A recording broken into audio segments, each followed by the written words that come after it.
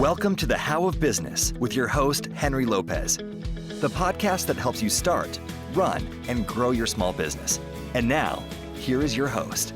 Welcome to this episode of the How of Business. This is Henry Lopez, and I want to welcome back to the show, William Warren. William, welcome back to the show. Hey, thanks, Henry. Thanks for having me back on for the second time. I'm honored to be back. Thank you. I appreciate it. Yeah, it's a new book we're going to talk about here. And really, if you are a creative, like, do you love to illustrate, animate, paint, draw, take photos, shoot videos, edit footage, design, build brands, make comics, render in 3D, do motion media, sketch storyboards, make character art, create concepts, make music and more, you're that creative type and you want to or are working at building a business out of that, that's what we're going to talk about. And that's what William has focused on in his new book is the business stuff, that side of it. This episode is for you, if that describes you. If you want to receive more information about the How of Business, including the show notes page for this episode, and how you can continue supporting my show and receive exclusive content and discounts through a Patreon membership, please visit thehowofbusiness.com. I also encourage you to please subscribe to my show wherever you're listening so you don't miss any new episodes. Let me tell you a little bit more about William Warren. William Warren is an illustrator, an entrepreneur, and an author who has spent his career using visuals to help communicate ideas and tell stories. He is the founder and CEO of The Sketch Effect. The Sketch Effect is a visual communication company that helps make ideas understandable and actionable through animation.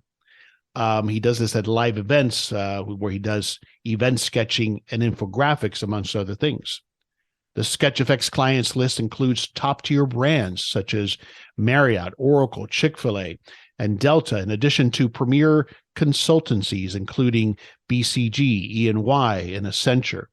The Sketch Effect is sketched for thought leaders such as Steve Wozniak, Brene Brown, Malala Yousafzai, Sheryl Sandberg, Andy Stanley, and many, many more.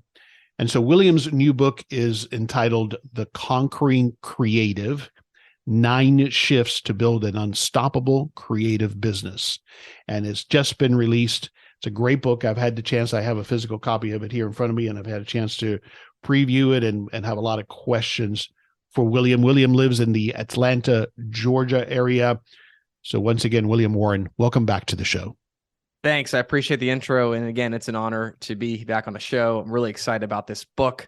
Can't wait to dive into it together. Absolutely. Yeah, it's a great read and very well put together. And we'll explore that here as we talk about it.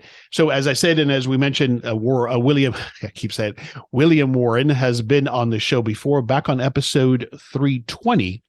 And so on that episode, I did the traditional journey, how William got to where he is today. So if you're interested in learning more about that and more about what Sketch Effect does and using the visual communication, that's what we explored back on that episode. Great episode, has been one of the more popular episodes on my podcast.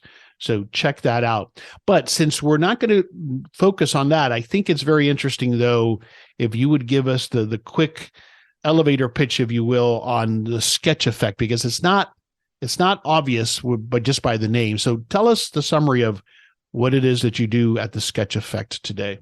Of course. So the Sketch Effect, we're a visual communications company. And what that simply means is we harness the power of visuals to help our clients communicate their ideas in a more impactful, a more effective way. So specifically, that takes a few forms. Our core service, what we're best known for, is a live event sketching service called graphic recording. And with graphic recording, what we do is we send an artist or a team of artists on site or virtually to a client event. And as a client is having their event, whether it's a trade show or a panel discussion or a leadership summit or a brainstorm session or a workshop, whatever it is, while they're having their event, our artists are live in the room or live virtually, and they're actively listening to the content and they're sketching it out in real time, creating a visual mind map or infographic or summary sketch of the content. And the goal with that is to make those ideas from those meetings more understandable to where the audience members really get it. They really understand it. more memorable to where they retain the ideas, and then finally more actionable so that they can go and do something, go and take relevant action based on that output. We also do animation. We do infographic design. So we create whiteboard videos, motion graphics, 2D animation videos. And it's a lot of fun. And really, it all comes down to communication. And we're firm believers that communication is best when it's not only verbal, but also visual, because you're tapping into different parts of the learning experience. Right. It's brilliant. It's very interesting stuff. Again, if you want to learn more about that, go back and listen to episode 320, where we go into even more detail. Today, we're going to focus on the book. And so again, the book is called The Conquering Creative: 9 Shifts to Build an Unstoppable Creative Business. First question I always ask when I'm interviewing an author is, what led you to write the book, and who is it for, ideally? For sure. So this book is really for myself about 10 or 11 years ago. Basically, The Conquering Creative is a book that I wrote to anyone who considers himself a creative. As you mentioned in your introduction, that could be a painter or an illustrator or a videographer or even a musician or a writer or a blogger or a podcaster. Anyone who considers themselves a creative, delivering creative work, and they want to take that creative service and skill and turn it into a business. But they struggle with the business side of things. In fact, most creatives, like myself about 10 years ago, find business to be very boring. They don't want to touch it because it's going to bore the snot out of them. They find it scary. This is terrifying. The idea of being on my own and doing sales and doing the numbers and drumming up business, or they find it just incredibly overwhelming where they don't even want to touch it. They'd rather just kind of bury their head in the sand. And that was my experience when I was in my 20s, about to graduate from art school. Here I was at the Savannah College of Art and Design, finishing up a master's degree in illustration, and absolutely petrified by the idea of entering the quote unquote real world and then having to make money and support myself and do sales. And so it took me a while to get there, but I eventually did create my own business, The Sketch Effect, and we can unpack that story later if you want. And now we're 10 years down the road, and Wow. I've got a team of about 20 people. We work with clients all over the world. We're generating great revenue, supporting myself well. And so I really wanted to write this book to send a message back in time, or to myself or to anyone else who needs to hear it, that the business side of things is not as hard as you think. And if you can just learn a few tools and be encouraged and be equipped, you too can do it. And you too can build an unstoppable creative career or creative business, whatever that looks like. Yeah, I agree. And that's, I don't know that I consider myself a creative, certainly the type of business I've been in or not in that classic sense, but I think of business as creating something. So I always look at it that way. We all have that fear when we're putting something out there into the market. It's our creation one way or another. And we're certainly, if nothing else, afraid of the rejection of that. And we'll get into that in a moment. But I'd like you to go back to, you touched on it briefly, the story that you share early in the book, when you found yourself in that parking garage later in your school career, hitting that wall. Tell us about that and how you went in a certain direction as a result of that for a period of time. Exactly. So it's one of the first stories in the book. And I will say the book's full of stories. It is a business book, but it is told through stories and fully in illustrations. It's fully illustrated. And this is one of those early stories. Essentially, I was about to graduate from the Savannah College of Art and Design with a master's degree in illustration. And I was, I think, about a quarter or so away from graduating. And I remember it vividly. It was a rainy day. It was cold. It was the middle of the winter, and I had a break between classes. And I remember walking out to the parking deck at the Savannah College of Art and Design in the Atlanta campus, that is. And from the parking deck, you can see the beautiful skyline of Atlanta. And I would go out there often to draw or sketch or think. And on this day, I remember going out there and I felt miserable. I remember it was raining, it was gross and cold, and I just stared out onto this Atlanta skyline, thinking to myself, how the heck am I going to do this? I can't do this. I don't know anything about business. I don't know how to make sales. I don't know how to find clients or customers or do all that business stuff. And that fear, that that fear of going it on my own and doing the business stuff on my own led me to make a massive pivot. So what I did was I hopped on Google and I started searching for open positions at established companies because I was afraid of being an entrepreneur. I was afraid of doing my own business. So I looked for what I considered to be an easier option. And so sure enough, I was able to find a part-time entry-level marketing job at a big company in Atlanta. And for a brief moment, my creative career was over. It was done. And I remember having friends tell me, they'd say, "Hey, William, like you're not drawing anymore. Like you're not in school anymore. Like what's going on?" And I remember kind of with a lot of shame being like, "Yeah, I'm not doing that." And so in hindsight, I'm actually quite grateful for that, my stint in corporate America. And I was there for about 2.5 to 3 years at that job because I did get a chance to learn about business and how to manage a team and how to work with agencies and how to read a statement of work and all these things. And I realized that it wasn't as hard as I thought.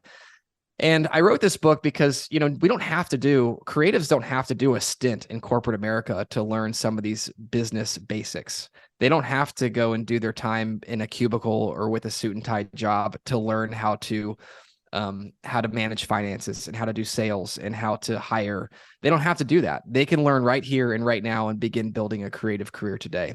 Yeah. So that story sticks in my brain of just kind of the fear and that panic I had in that parking deck moment. And this book will hopefully help people avoid those kind of moments and begin building their business now. Yeah. And I'm sure that resonates with a lot of people, whether it happened early in their education phase, as it did for you, or as maybe they've tried to start a creative business and hit that wall, right? And so much of it is that fear. From your perspective, why do you think so many creative people struggle with the quote unquote business side of things? Where do you think it comes from? I think it comes from a few places. One is most creatives, especially those that go to art school or pursue a career in creativity, they're doing that because they love the creative craft. From a young age, especially this is my experience, from a young age, you love your creative thing. You love making your art, whatever that art looks like. And so we pour all of our eggs into that basket and we go to art school and we learn to get great at our craft. We learn to be the most excellent, whatever we can be. And oftentimes we neglect and we fail to learn about some of the business side of things. Yeah. And then this thing happens where all of a sudden you graduate from school and you're no longer expected to make straight A's. You're expected to get a client. You're expected you're graded in a completely different way now. Yeah. Right. It's not about turning in great work on time. It's about a zillion other factors that make you successful as a professional creative. And I think a lot of us are overwhelmed by that. We don't consider, it's our smarter, quote unquote, not actually smarter, but this is my experience. I'm like, my smarter friends went to business school. My smarter friends went to law school. That's not me. I'm an artist. But, the sad reality is, and I call this the creative's conundrum, which is that if you want to be a professional creative, you've got to get a handle on some of these businessy things. You've got to get a handle on some business basics, or else what happens is you no longer get to do your creative thing. Right. You have to make a living doing something else. So unless you want to keep your creative thing in the hobby zone, you have to master a few business basics. Yeah, well said. And so what I've done is I've gone through the book is I've pulled out some things that stood out. Obviously, you can't go through the whole book, but you got to read the book.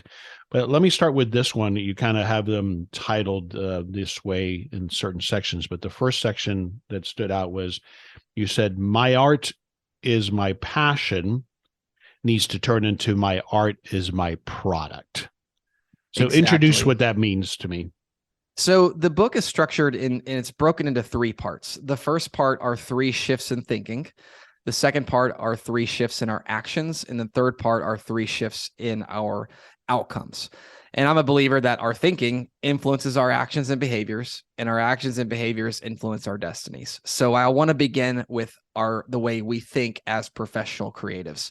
So the very first chapter is encouraging people to shift their thinking from my art is my passion to my passion or my art is my product. Mm-hmm. And that's a big jump for a lot of creatives because for most of our lives, our art, our our creative thing is very emotional to us. It's part of our soul.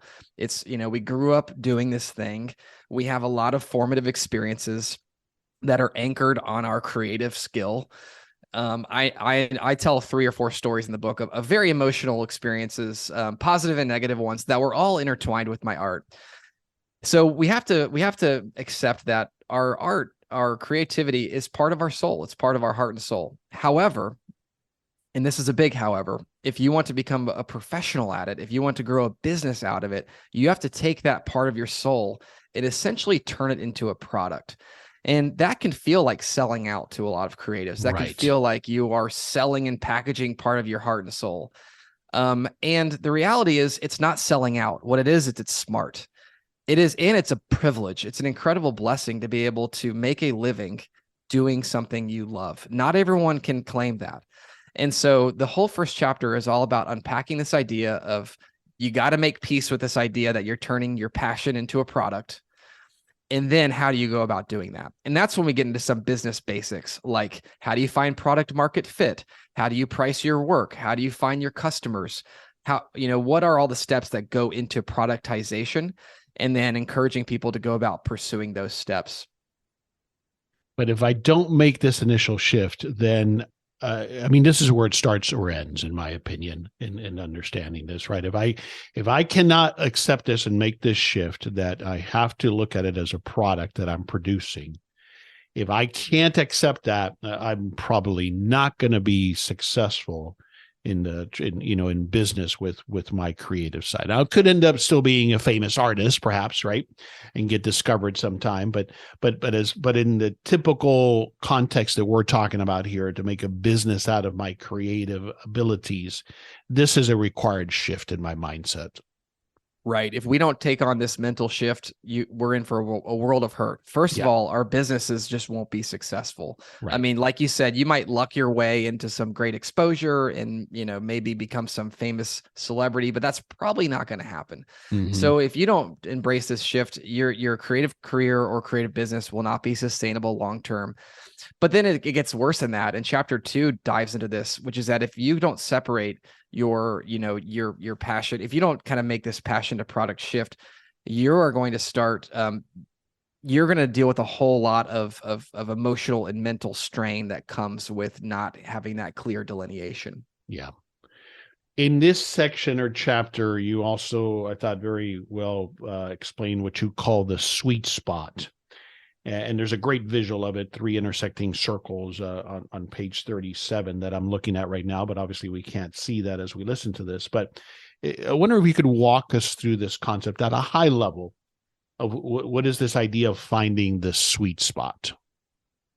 The sweet spot is one of the most critical things that I coach other creatives on. And I have the privilege of coaching not only my employees and my team, but also other people that want to learn. And I always start with a sweet spot exercise, because a lot of creatives will begin with the first few parts of the overlapping Venn diagram, but they miss the third. So let me explain what they are. The first one is the first sphere, or the first circle in this diagram, is what you're good at. Mm-hmm. What are you naturally talented at? What are the things that your friends and family have been telling you for years? Hey, you're really good at that. So I'm good at animation. I'm good at that. I'm a natural at it. It comes to me naturally, it seems. So that's what I'm good at. Exactly. For me, that was drawing. People said, "Oh, I love your cartoons. I love your drawing." And I would say, "Thanks," and we know that. And most creatives know what that is. That's pretty easy to figure out what you're good at. And if you've gone to art school or you've, have an advanced degree, then you likely focused in on that particular area. But let me challenge you there. If I think I'm good at multiple things, for this exercise, do I look at it as, do I worry about what might be most marketable of those things that I'm good at, or not yet?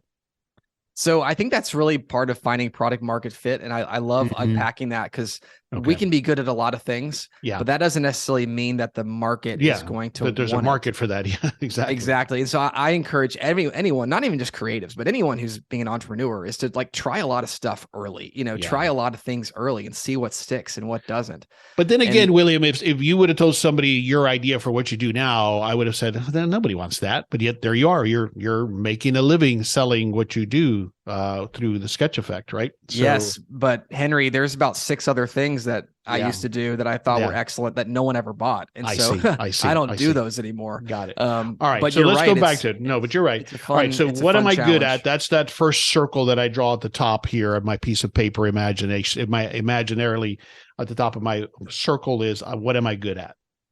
Exactly. So if you're moving down to the next circle in the Venn diagram, then you get to the passion one. What am I passionate about? Okay. And these are about things that fire you up, that get you excited, that are emotional.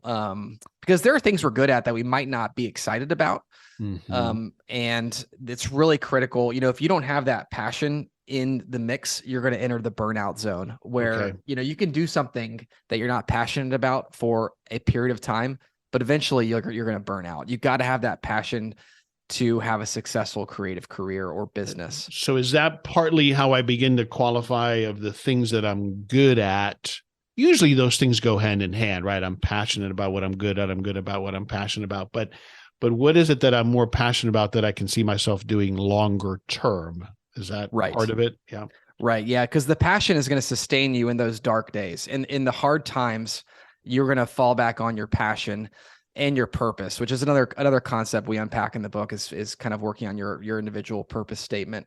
And without that passion, you know, you will burn out. And so it's critical to find something that can sustain you, that you can get fired up about even when it's hard. And so let me explain. So for me, I love drawing, but my passion is really ideas. My passion is communicating ideas, and my passion is also working with people. So as I was building the sketch effect, I realized that, you know, what I was good at was drawing, but what I was passionate about was working with people and connecting ideas. You would have not found that passion if you were locked up in a room or in a studio all day drawing. You would hit a wall with that at some point. Exactly. So that's the passion circle. And then the third one, and this is the kicker, and this is what a lot of creatives struggle with, is the third circle in this Venn diagram is, what does the market need? What are people going to be willingly offer you their real money to buy?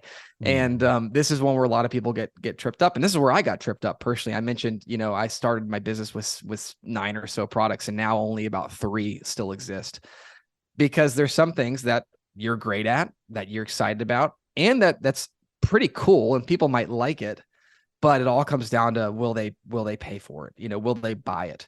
And that's, you know, this is nothing new. You know, anyone who's an entrepreneur knows this. Yeah. But for creative professionals and creatives, this is a big one, because you might be able to work, you know, 20 hours on this amazing, you know, sculpture, but if no one's going to buy it, then it's not, you know, it's not going to sustain you.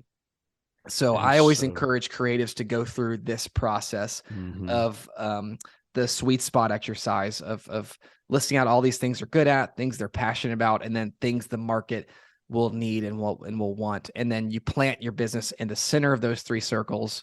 And if you nail it, if you hit that bullseye, then you will be an unstoppable creative force. And that's the sweet spot. But I know you talk about it in the book, but don't I, to some extent, have to trial and error my way to finding that sweet spot? Or do you think there really are, as you spell out in the book, ways to at least navigate that faster? Is that the point? Exactly. The goal is to get to that point, is to narrow your scope as much as you can, and then start to trial and error your way to the center of that bullseye as best as you can. So like I had a product early on in the sketch effects existence, which I thought was fantastic. And it was called whiteboard dashboards. So any corporate office in America, if it's, you know, modern at least, will have whiteboards everywhere. And so I thought, I will go on site at these corporate offices and take a data dashboard, you know, some results or metrics or something. And I would create a whiteboard drawing of it on a whiteboard and make it illustrated and cool. And I thought this was great, and people told me they loved it. But when it came down to it, people just weren't willing to pay what I needed to make in order for it to be a sustainable product. Right. So that one had to go. And there's several stories like that. So it is a constant trial and error. You adjust, you readjust, you figure out what the market needs, you adjust your pricing, you adjust your process, and hopefully you make your way to that center of that sweet spot. Yeah. This is Henry Lopez, briefly pausing this episode to invite you to join me for one of my next live online workshops. During these interactive workshops, I cover a specific topic that will help you with starting and growing your small business. Just visit thehowofbusiness.com to learn more and to register. If you need help creating an effective business plan, for example, to start your first small business, then my next business plan workshop may be just what you need. Or perhaps you need help completing your financial projections for your new business. Well, I have a workshop for that too. And if you're already operating your business, then you can probably benefit from learning how to better manage the cash in your business by attending my cash flow management online workshop.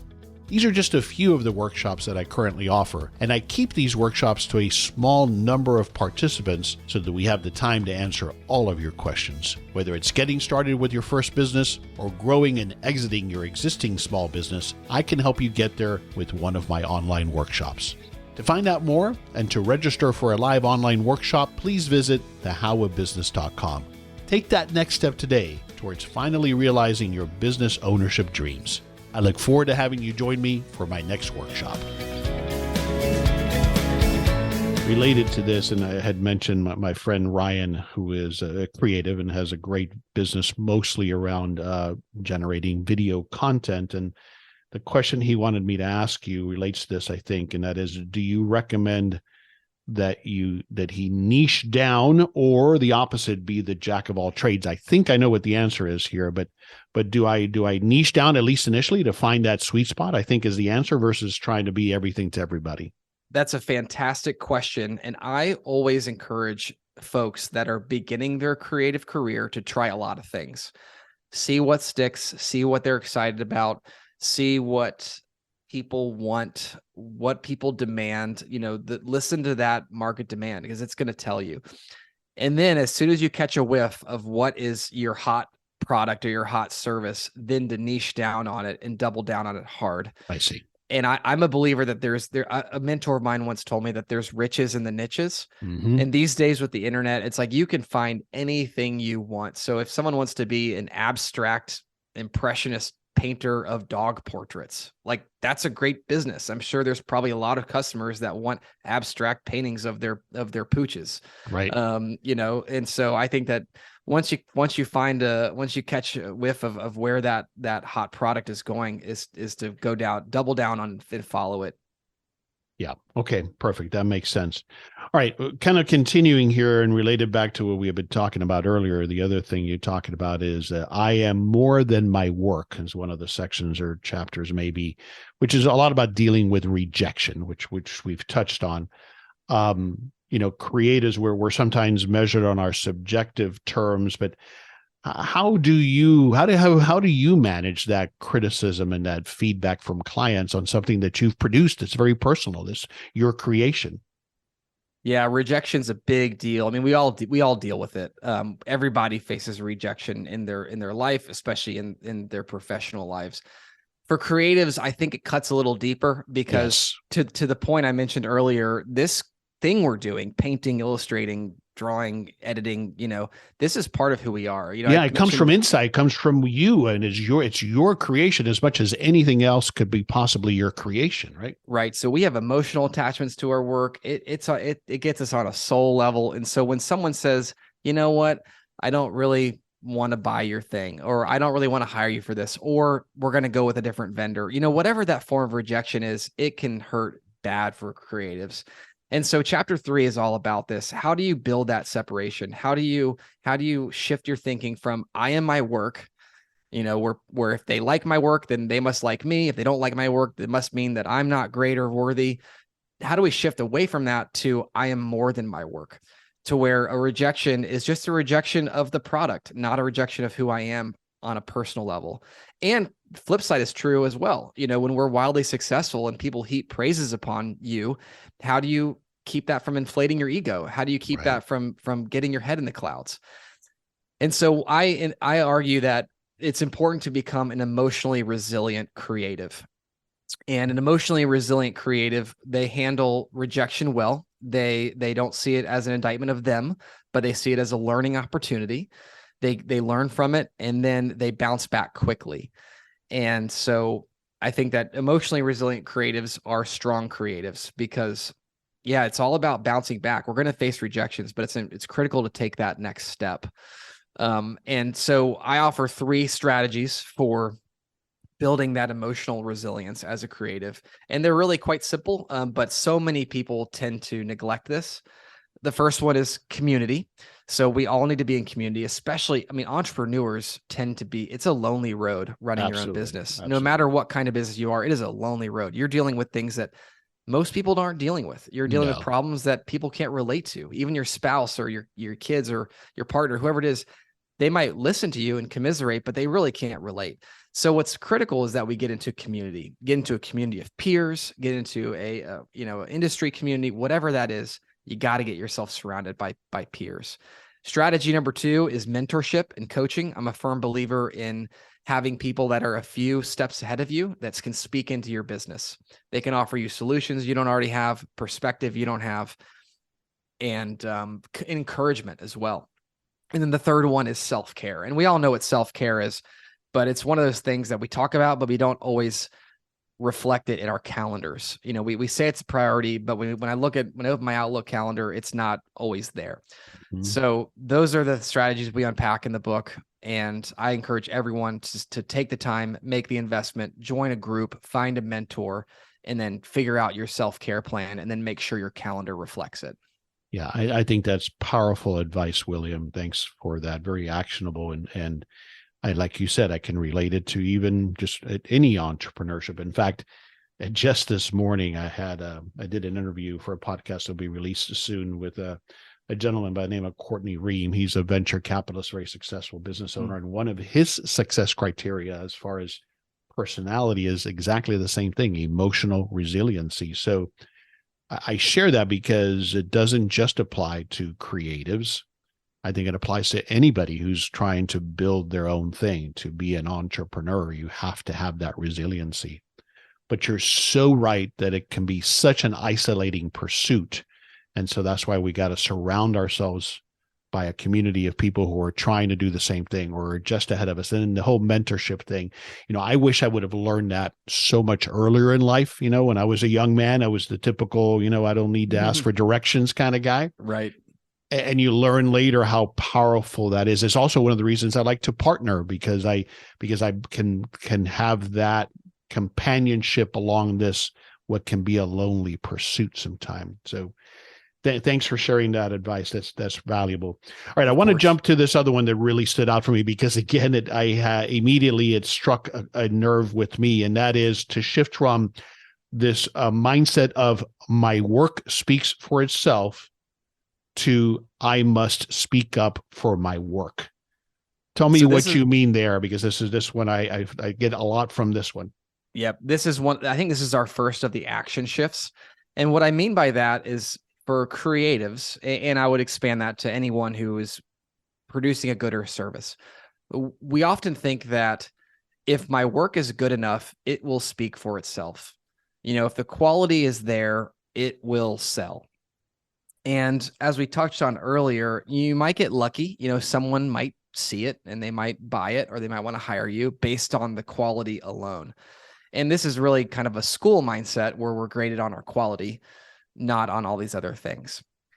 However, to be a successful creative, whether you're pursuing a career or a business or freelance career, whatever that is, it doesn't end with just doing great work. You've got to stand up and speak out for your work.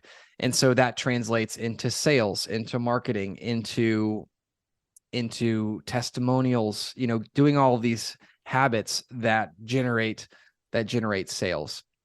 And, I mentioned this, that, without sales, you have no business. And that's kind of a no-brainer. But again, for creatives, we have to understand that we need to be putting in just as much effort into producing great work as we do into selling our work. So there's lots of strategies for that, in terms of prospecting and sales funnels and identifying your ideal customer profile.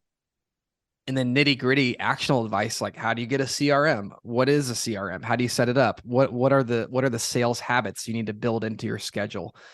Because a lot of this, again, does not come naturally to creatives or to a lot of us, But again, our work is not going to speak for itself. We also have to stand up and speak for the work. Agreed. Yeah, well said. This resonated for me because this actually applied to me in my career early in the 90s when I was in my sales career. I was of the type, as a lot of people, I was, well, I do a great job and that'll speak for himself and that'll be recognized and Right, superiors, right. but it doesn't work that way, right? We have to be Right. our own champions. And it so much more applies here in this case. And I think it does come from that a little bit. Maybe it's arrogance where we think, well, look at the incredible art I'm producing. That should speak for itself, shouldn't it? Right. Right. And yet, even when we think of famous artists, most of them had some sort of a champion, a dealer, or an exposition or something that gave them that opportunity to be exposed. So even in those cases, when we think of traditional famous artists, they needed that opportunity either for themselves or someone to speak up for their work. Is that fair? Exactly. And even if you do work with an agent or become part of, join an agency or someone who will market and sell on your behalf, you still have to market and sell to them. You Yes. still have to make that sale with that agent or that person. Right. So even if you're not going to be out pounding the pavement and knocking on doors and cold calling people, if you're not going to be doing quote unquote traditional sales, you are still selling to someone. Yeah. And so it's important to understand that, you might have the best painting in the world, but if you don't tell people about it, no one's ever going to know. And imagine how many great products or great art or great services never got discovered because they just weren't properly promoted. Correct. Absolutely. And so part of what you talk about in the book is then we have to learn to sell the value of our particular creative effort. What is the value that is providing for our prospective clients, right?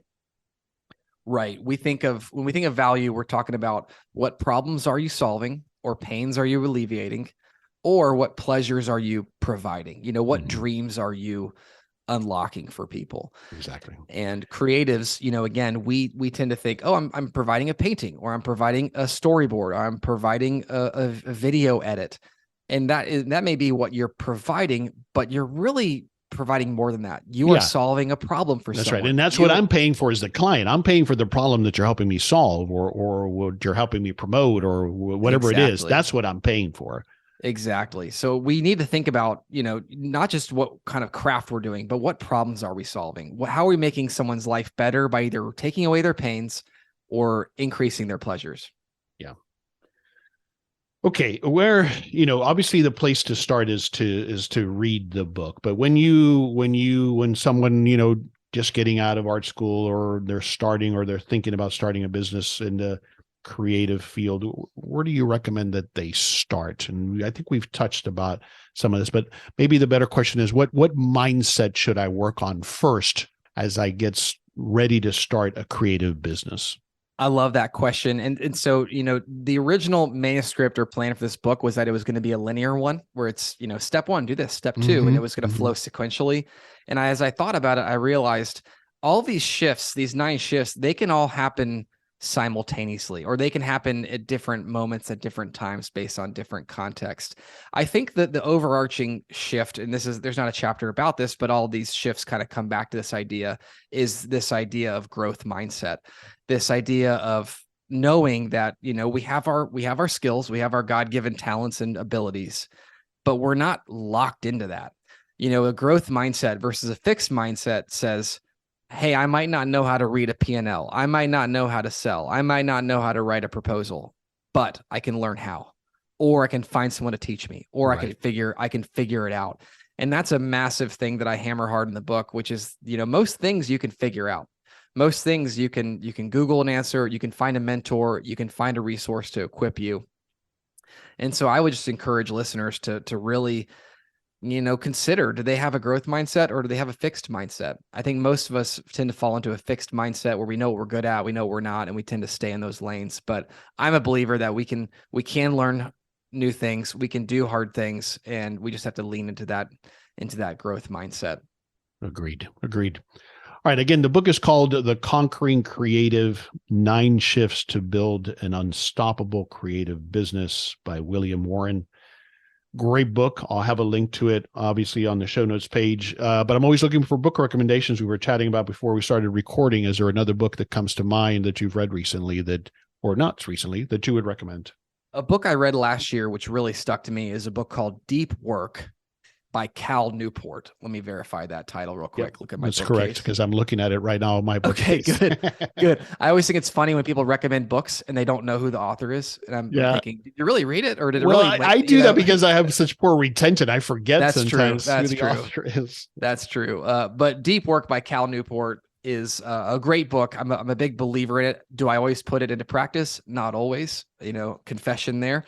But it's all about how do you get into a deep work zone where you're doing your best work with the most impact. Because, modern day society, we are trained to be constantly distracted, constantly multitasking, where instead of doing one thing with complete greatness, we're doing lots of things with mediocrity.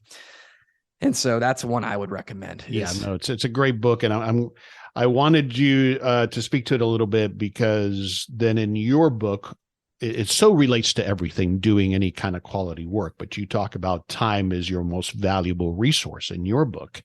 And what Deep Work talks about is it speaks to the fact that we're getting worse and worse, generally speaking, at concentrated effort without distraction.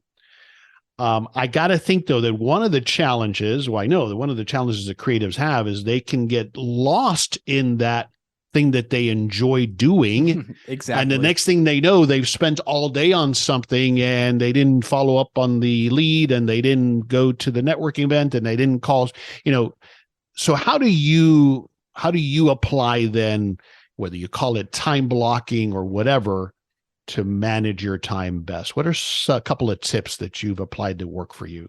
I love that you asked this question, because it's true. Most creatives, we get into the zone, we get into that flow state, and then we're working for hours on the next thing we look up and it's like, oh my God, the whole day's gone working on this thing. Loved it, but I didn't get everything else done. So most of us creatives are cool with the deep work thing when it comes to our creative work. Right. However, the shift really happens when you realize that you've got to do a bunch of other stuff too. So how do you work? How do you get into deep work mode on other things? How do you go about breaking down your work into tasks? How do you go about calendar blocking your work? How do you prioritize your calendar based on your energy level and your focus? So chapter 5 is all about shifting from I work as an artist to I work as a professional. And it's a lot of basic stuff, but it's stuff that has really changed how I work.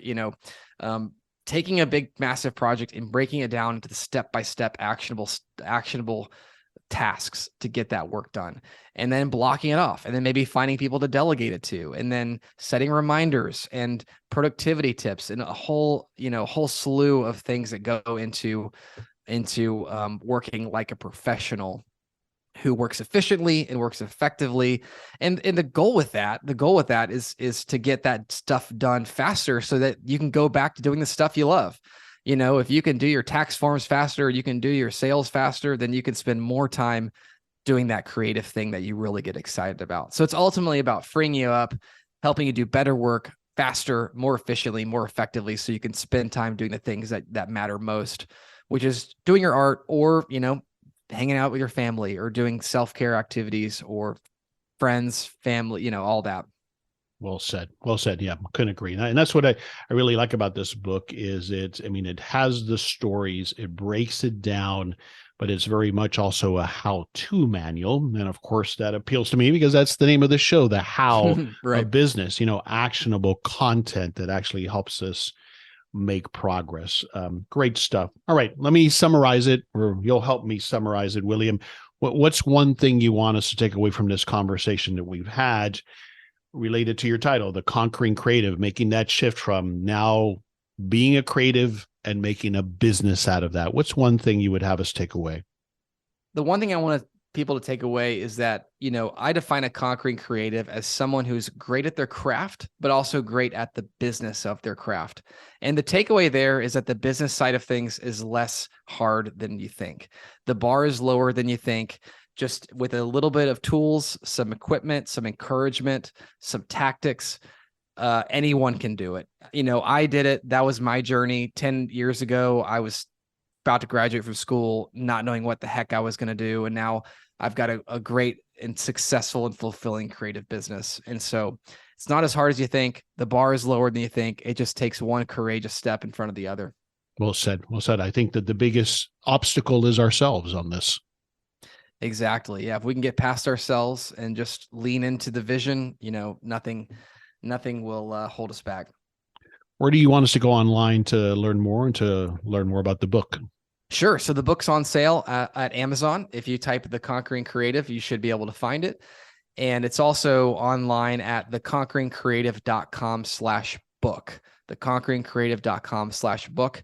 And one thing I like to point out is, even if you are not a creative yourself, we all know people that are creative. We all have that cousin or that nephew or that friend who's trying to make a living doing their creative thing. This is a great gift idea for them. Graduation's coming up in a matter of weeks. So, even if this might not resonate with you specifically, we all know people that I think this will be helpful for.